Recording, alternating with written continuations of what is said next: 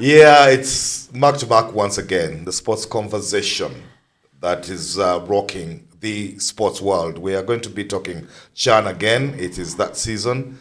And we'll also be talking about the English Premier League because it starts this weekend. And we'll also do some predictions. I know one or two of you guys that have asked me since we last did them about, 2 months ago? We haven't given you any point as to who's winning what or who's losing where.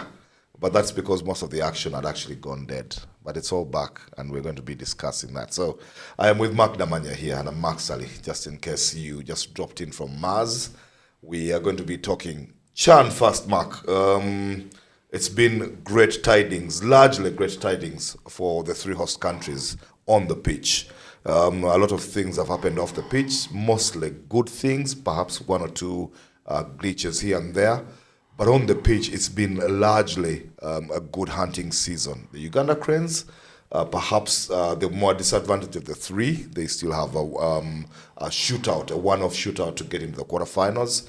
But Tanzania are there, and the Kenyans should make sure when they take on Zambia in a couple of days as well.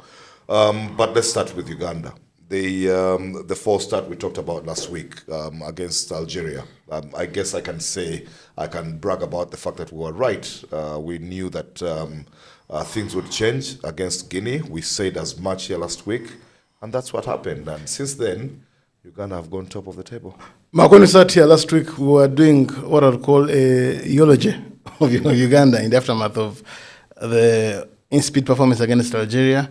I thought we were very poor on the day and we had been beaten in all departments. I'm happy to note that right now we are discussing from a very, very, should I call it, impressive position for the Uganda Cranes, because since then we've scored 5, conceded no goal, and we have the country buzzing. Molly Bekaso has ranked some changes which have had a desired effect. The first one was to strip Alan Okello of captaincy, which at the time was controversial. But I think it seems to have taken a certain burden off his arm, and I think he's playing with the kind of freedom that Alan enjoys to play with. He's been excellent in dribbling in the final third. He's been making things happen, playing incisive passes. He's scoring goals, scoring penalties. He's been a thorn in the flesh of both Guinea and Algeria. And of course, secondly, we've seen it. And Niger even. And Niger, yes. We've seen the introduction of Abdulkarim Watambala, who, on the back of the kind of season he had, and being a teammate of Alan Okello, was the best player in the league last season. I always felt that Abdulkarim Watambala should have been playing our matches, and now he started in both games against Guinea and Niger, and I think he's played very, very well. Very well, yeah. And then even in defense, Mark, because you saw, for instance, the partnership of Hilary Mukundane and Torach. These guys have been playing together at club level. Now they have their chemistry, they have their understanding, and it's a lot easier when you're playing in positions like central defensive partnerships, where you work as a pair. Now you can bring in anybody in there, Arnold Dong here, but it's always going to be easier for people who've been playing together for the entire stretch of the season to slot in better, and I think. That explains why, for instance, we managed to keep a clean sheet after conceding 3 in the opening game against Algeria.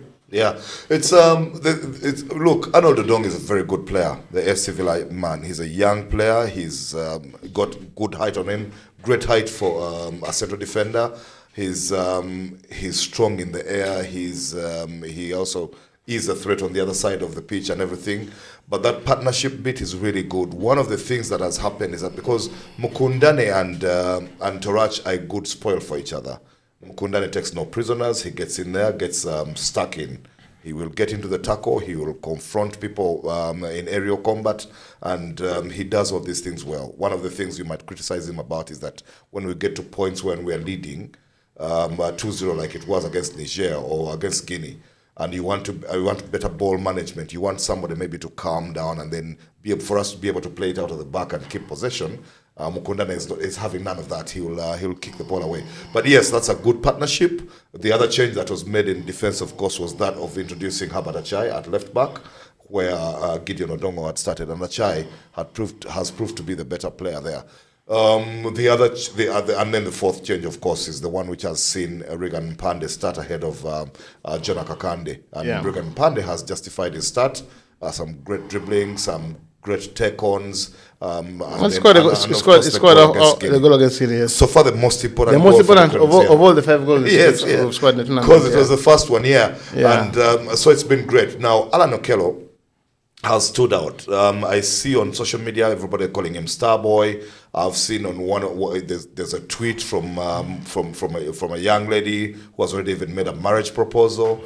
I have seen a lot of singing before the kickoff against Niger.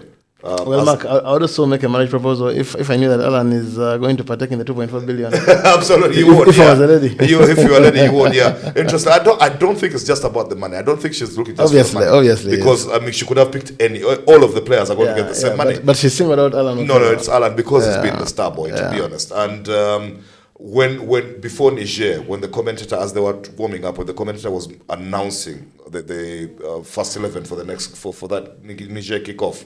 As the first game wound down, the one between Guinea and South Africa, the loudest cheer was served for Alan Okello's name. That is from about 35,000 people in the stadium. So it tells you where he's been. And so both games have sold him greatly. This is a guy who played in Algeria before. It didn't work out because of injury. I expect that there will be a few offers going to Lawrence Mulindwa when this tournament winds up, because and Lawrence Mulindo has never been afraid to cash in on a player. To cash in, no, he shouldn't be. I mean, Vipers are going onto the continent and are going to be looking to better their fortunes in the Champions League. They have unfinished business there, but money first. And I think Mulindo would cash in if that offer came. Now, see, Alan has got 2 goals. The top scorers in the tournament have got 2 goals. So Alan is keeping company with Austin Odhiambo from Kenya, with Clement Mzize from Tanzania, with Tabiso Kutumela from South Africa has also got 2 goals. Yeah. And then you've got a player from Angola and Abdul Raif from it's Caporal from Angola and Abdul Raif from Morocco. I think have 2 goals each as well. So there's the battle on. Uganda's other 3 goal scorers are Mpande, Joel Serunjoji, and Ivan Ahimbisiwe. Which is a good thing because you want to have your goals spread all around the team, because Uganda, we've never had that prolific goal scorer or that scorer of many goals. It's been a while. So if we can't have that one video knocking in the goals with a bit of frequency, then you have to get the goals from everywhere. And I think so far in the last 2 games, we've shown that we can get goals from various other places. I loved Serengioji's goal against Niger. It was quite a finish, and I love the build up to the move. So if we can have more of that, I think it will be good. It will do the team's confidence a lot of good. Yes, yeah. But Max, so now we are going into Monday in a direct shootout fight for one of the slots in the knockout phases, because you fancy Algeria. Algeria on 4 points behind Uganda now. Uganda have 6, but Algeria have got 2 games where Uganda has got 1. Algeria face Guinea on Friday. Mark, Algeria, I think, have one game because they're going to take over Niger. I don't even think of the game against Niger at Nyayo. I think it's only the first Niger on the last group game on Monday. So as far as I'm concerned, the Niger game in Nyayo is I mean, I stand to eat humble pie. Yeah, but that game is a foregone conclusion. I think one of the things though that is still interesting about this group, because so many of the people you listen to believe that we are fighting for second place here and Algeria should be first. But one of there can be a spanner thrown in the works by Guinea. Algeria play against Guinea on Friday. Yeah. Guinea also still have, like everybody else in the Group Group C rather, still have a chance of qualification. They have very remote. They have 3 points they took against Guinea, against Niger. Yeah. If they beat Algeria on Friday, that's their final group game. Yeah, unfortunately for them, it's their final group game, so they won't be involved on Monday. Yeah. But it will put them on 6 points, so they'll come and try and do that. It's quite doubtful. South Africa take on Niger. The only thing Niger have to fight for in that game, since they've lost twice now to Uganda and Guinea, is some pride. Some pride, yes. Some pride. That's where Uganda are hoping, the Cranes are hoping, that Niger can play with some pride, get something off South Africa, so that then if South Africa remain behind Uganda on points, so if, for example, if Niger drew with them and they won 5, they would come into the game against Uganda under more pressure. They'd have to win. I think Uganda could use a draw. I think from the words of Joel Mutakuwa and the coach Molebi Ekwaso, for Uganda Cranes, every game is a final, and the mindset and the mentality and the belief of the players is that we must handle our games, because let's retain the destiny in our own hands. Let's not leave our fate to the other matches. Yes. And I love that. I love that. Joel Mutakuwa said for them, after losing to Algeria, every game is a final. Every game is a final. That's the mentality. And I think they've been pushed on by the 12th man. Coach Molebi Ekwaso said that he does not know where fans are taught, who teaches them how to cheer. But whoever is coaching them is doing a better job than him as a coach. The 12th man has been very, very impressive. So for Uganda, I want us, if I was Molebi Ekwaso, and if I was Mumza, I would basically impart it in the players that just take care of the business against South Africa on Monday. It's not going to be easy. South Africa have 4 points. They're still unbeaten. They're a very good side, by the way. Many Ugandans have been duped into thinking South Africa are not as good after the pressure they were subjected to in the game against Guinea. But do not be duped. South Africa are a very formidable team. We saw what they could do against Algeria. They matched them punch from punch. So we just have to take care of the business against Algeria and not leave our fate into the hands of Niger or Guinea. Yeah. I agree, Mark. The thing is, the South Africans against Guinea, they actually did look a bit casual. And that's where they gave most Ugandans hope. The thing, though, is that it's way difficult to play against the South Africans. The bulk of the team is from Amalidi Sundowns. They know each other way too well. They can find each other with their eyes closed. They move the ball easy. They are easy on the eye. Even if they were under pressure against Guinea, they were never on the losing side. They took the lead. Guinea equalized. They took the lead again. So it looked like they could still step up a gear when they needed to. If it was needed, yeah. So that's where most Ugandans were fooled a bit, thinking that the South Africans were beatable because of that. But if they had needed to step it up against Guinea, they would have. They would have. So Uganda should be under no illusions going into that game, and it's against a team that we've not beaten at Nambole. Twice now we've lost 2, and so we've got our work cut out. But it's doable. Because as long as Uganda come in with no fear, the way they've played against Guinea and Niger, after the rollicking that their bosses got at State House, after the incentive that the president set, I think both things have done. There's carrot and stick there. Yeah. The president and the first lady wielded the stick. Yes. In form of the rollicking that the team hierarchy, and all the bosses took after the fallout from the Algeria loss. But then on the other side, the president dangled the carrot, which was the 1.2 billion per game. So I think both have worked in tandem, and these guys are racking up the money. So they could still come in there and upset South Africa, send them home. It wouldn't be... I think for Uganda, and it's going to be... Monday is going to be a very, very important game, because after the euphoric scenes that we've witnessed in the wins over Guinea and Niger, Uganda is this close to qualifying, but also this close to getting knocked out. Yeah, absolutely. So our chances hang on a knife edge. That game is a classic case of a winner takes all. It's a I won't call it a final, but it's a definitive game for our chances to advance to the knockout stages. For the first time in history, by the way, Uganda has never qualified for the knockout stages of CHAN. So it's a final in every sense, and I can't wait to see the team which Molebi Ekwaso will put out there. Mark, because you want to treat South Africa with the respect they deserve, and yet you don't want to sit back. Because you know Uganda, if we concede a goal, it's going to be highly unlikely that Uganda is not a very good team coming from behind, chasing games. Yeah. And yet if we take the lead, then you would think that game, we have 85% chances. We have 85% chances of advancing to the quarterfinals. Yeah, one of the things, when Uganda take the lead, one of the things that has happened with these cranes, which didn't happen with other cranes before, is that then they look good for another goal, and on the break. And one of the things has been because of the directness of Mpande as well as the brilliance of Serunjoji and Sebagala out of the middle, the way they are passing, and Karim. And then, of course, the sheer genius of Alan Okello. Yeah. It has given Uganda chances on the break. And if he starts, Mark, yeah, this is the one game Sam Mugabe needs to stand up and be counted. He's been playing well. He just doesn't have the goals. He doesn't have the goals in there. He's as a forward, yeah, but he's got in good positions. Yeah. He just hasn't converted them, and we need to be a little bit more ruthless. We need to increase our intensity in the final third, Mark. It's something which has been... It's lacking. Even the goals against Guinea and Niger, we needed a penalty to obviously to unlock Niger.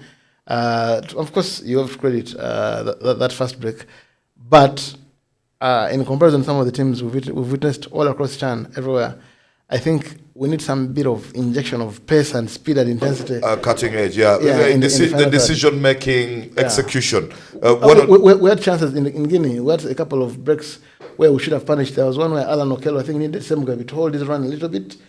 And yes, then and he didn't. Yeah. Was running even when Jonah Kakande came on, there was one chance where Ivan Abisi was open in front of goal and he was putting his hands up. Yes. And Jonah couldn't get the ball to him in a 2-on-1 situation. Against South Africa, so those things you're going to have less of those moments. And when they do come, you must take them. You must seize them. You must take them. Yeah. What I give because South Africa are going to get their chances. Yes. You can be rest assured they're going to get their chances because of how they play and their finesse and expression on the ball. They'll get the chances. Yeah. The way they move the ball, they will get to your box. They will get to your box. It's up to your concentration. We should not be fooled by because of the way we performed against Guinea. Because South Africa just did what they had to do. Every time one Guinea equalized, they stepped up that gear, got the goal, and then they absolutely. Back. Now look, I've been what I've liked about Jude Semugabi, and he's playing out of position as a point man. I don't think he's a number 9. He's a lead striker. Is that he works his socks off. He's helped Uganda close down defenders when we don't have the ball. He's been running down the channels. He's even chasing lost causes. Yeah. There's so many long balls coming out of our central defense. Like I told you, I think they want too many.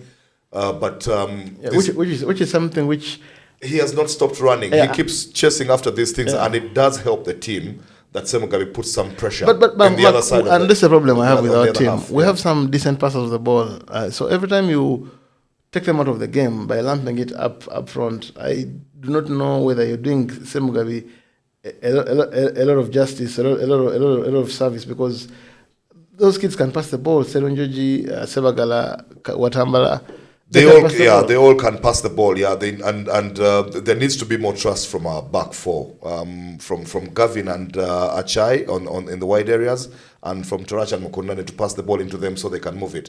The thing though is that Serunjoji is likely to be missed. I think Serunjoji is suspended. He's suspended. So he's got 2 cards. He got booked against Guinea and also got booked against Niger.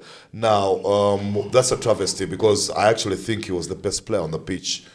In that game. I mean, Alan excites everybody, so Alan will be your standout player. But Serunjoji quietly was the best player on the pitch in the game. Actually, the most curious man of the match decision for me in this tournament has been Joel Mutakuba. We win 2-0 in a game where we were barely troubled. And somehow the goalkeeper picks up the man of the match award. Is given man of the match award. And that's because I think they did. How that came about, I still don't know. I think they didn't want to go to Alan for a second game in a row. First of all, Alan had been substituted, but they should have looked elsewhere on the pitch because Serunjoji had been quietly brilliant, and they scored a very good goal. Even if again it was Alan Okello's assist. A very good goal, and of course even Regan Pande had a hand in it. They played. I think the move. It was a good team goal because Watambala fed Regan.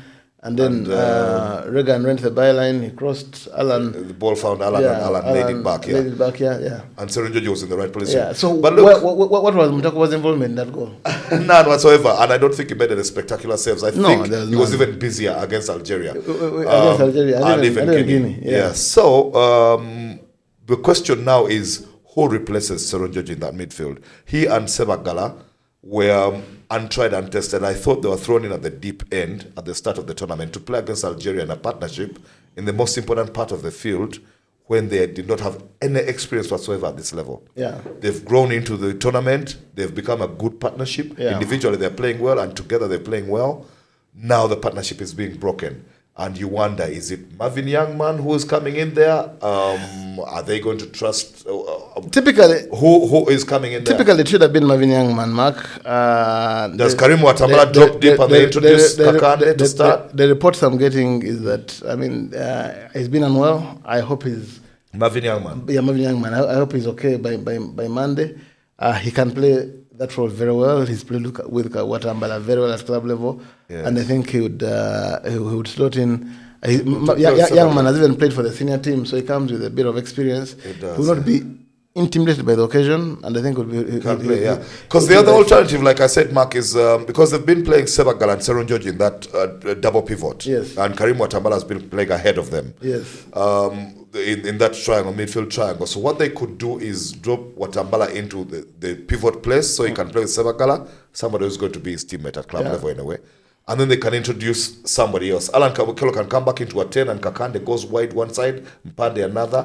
Or Kakande can come in as the 10 because Alan has been very effective coming off the right with his left boot. Either way, are you dropping Bregan Mpande, who's been playing? No. Mpande stays on the left. But if for Seron George to missing, I said Watambala can drop yes, deeper. Mark. My and problem, Kakande also comes on. My problem with Kakande.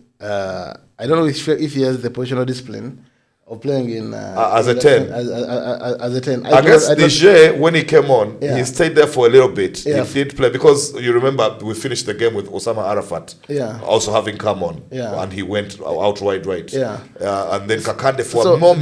Those are my misgivings about him. Maybe you pull Alan back, especially when you're playing against a team like South Africa, which is obviously better than all the teams we played apart from Algeria. So this is what I would consider, Mark. This is what I would do if you asked me. I'd drop Watambala into the deep position to join Sebagala in the double pivot. Pull Alan off the flank and bring him into a 10. So that I introduce another wide man, either Kakande or Arafat, and leave Mpande, Regan Mpande to the left. Because one of the things that's going to happen, because Alan has been the standout player for the Cranes, one of the standout players of the tournament. Actually, if you picked a team of the tournament right now, Alan would be in the first 11. Yes. The thing is, the South Africans are going to pay attention to him. Yes, they will. If you play him on the left, they're probably going to double team him. Yes. If you bring him inside as a 10, he's going to have more freedom and will be more difficult to track. So he'll be moving different ways. I'll do that. If I was, they say you don't tamper with a winning formula. No, but I would do that for South Africa. Although Alan, he's tended to thrive better when he's playing as an inverted winger. He seems to his most efficient performance. Absolutely. When he's playing as a winger. But anyway, we'll wait and see. We'll say about that. The one thing which I'll call upon all the fans, in as much as I know they're going to do what I'm going to request them to do, is buy your tickets. Turn up in numbers because we shall need you at Nambole to be the 12th man in a game we must win. We need Uganda Cranes to be in the competition because we're the hosts and they must be in the knockout stages. Even if we don't play the quarterfinal here, if we finish second, we'll probably have to travel to out to either Kenya or Tanzania. We shall still be in the tournament. So please be at Nambole because your support, your presence will be very, very important for the national team. Yeah, Mark, I'll tell you this. You asked about it a bit earlier, the fans and how they've managed to find their voice and be the 12th man. What has helped with this current generation, I believe, is television. Because, for example, for our very first decision, and that was the one against Guinea, the penalty that Alan won. Yes. Once the foul was made and there was no call from the referee, even as the game proceeded, you could hear the whole stadium was chanting VAR, VAR. These are new introductions to football. When I was supporting the Cranes in the late 80s or early 90s, Ugandans, for example, I mean, I'll tell you that campaign to qualify for AFCON 94, the one where we came close and we just came some penalty shot against Nigeria. They lifted the roof of Nachivo then. They had songs, they had everything. Those songs have since died down, and the terraces had been taken over by vuvuzelas and everything. Now, because CAF has discouraged those, Ugandans have had to find their voice again. And the chanting is not the one that we used to chant from back in the day, but they are finding new ways of coming up with songs to sing. And I mean, for example, there's a small chant of ole, ole, ole. Yeah. We didn't have that in the 90s or 80s when I was supporting the Uganda Cranes. Now they do that because that is it's borrowed from TV. And Mark, I've seen almost every Crane substitution being given an ovation. Either clap, hand claps, or standing ovation. You know, the power of television. I think fans have learned. It does, yeah. Because these things they mean a lot. Absolutely. You've seen a Kakande or another Nkolo going to take a corner, and he's urging on the players to cheer up, and then those the decibel levels go up. Those are new things for us who have watched for a long time. Yeah. Even the booing. For a decision made by the referee for the opposition team, and then the corners, when they're going to take corners, they boo them. Yes. That is a bit new in Ugandan football culture. And you see that it's the new trend, because when I watched some of the games for Harambee Stars in this group, one of the things they've done is they pull off the back to goal, hands together celebration that is made famous by Borussia Dortmund and Man City in Europe. Yeah. And you can see that the Kenyans have borrowed that from television. However, Mark, there was an incident which I didn't like in the game against Niger, and Uganda may be fined for it. I hope we are not, but we may be fined for it. Where the pitch invader, was a pitch invasion. And the guy ran and he had a certain placard where he had his own messages, you know. I think as fans, I mean, we don't need to embrace some of these cultures, because even at the highest level, they are irresponsible. They're totally discouraged. Discouraged. So if you do that, Uganda is going to be banned. And so far, as a country, we've done well in hosting CHAN this far. So do not engage. Let's try and keep our discipline record. Let's keep our discipline. I think, Mark, one of the things that has happened is because even out wide now, 7, 8, 10 years ago, when there was a pitch invader, those streakers, they call them, the cameras would go to them and actually follow them throughout until they were apprehended. Yes. Now, global television broadcasting has gone away from that. Yeah, they don't show them because they don't want to give them any limelight. Yes. So it's discouraged completely. But one of the things that has helped inadvertently for pitch invasions in this region, Uganda, especially at Nambole, and which will be the case, by the way, in Hoima and Akibwa when they are complete, but also in Kenya with Kasarani, for example, is the running track. It's one that football people do not like. Yes. The football fraternity here, of course, did not like a running track on Nambole, and they were discouraging one being in Hoima. It's been a point of discussion. But that running track has also helped in that sense, because it makes pitch invasion that much harder. It makes it much harder. Yes. Yeah, it even makes it, because you have to gain a lot of distance. By the time you run through all the lanes, you've been caught. If somebody has noticed, if it was right next to them, it would be easier to jump off of fences and into the stadium itself. But I'll end on this note, Mark, because I'll come back to you later for a prediction. Yeah. We'll get to the prediction. But now, I'll end on a note of saying that the situation is this way.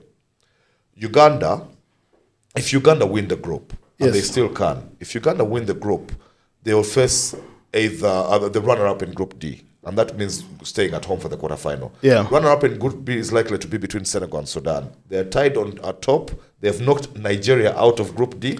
They've sent them home. I watched Sudan cleaning Nigeria. Nigeria 4-0. They took them, they destroyed them. They washed them 4-0. Yeah, so there's a shootout between Sudan and Senegal for who wins the group.